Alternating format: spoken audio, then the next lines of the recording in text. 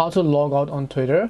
Hi everybody, welcome back to the channel. In today's guide video, I'll simply guide you through the steps on how you can log out on Twitter. So just make sure to watch the video till the very end. So if you want to log out on Twitter, then all you have to do is simply go here and first of all launch the Twitter application. Let's say that you're logged into the account and now you want to log out. Well, to log out, first of all, tap the profile icon from the top left hand side here. Then you want to scroll, look for settings and support, and then just go to settings and privacy. Then once you come to settings and privacy, you're going to see this type of interface where you basically just need to go to the option called your account from the very top of the screen, and then over there you'll find the option called account information.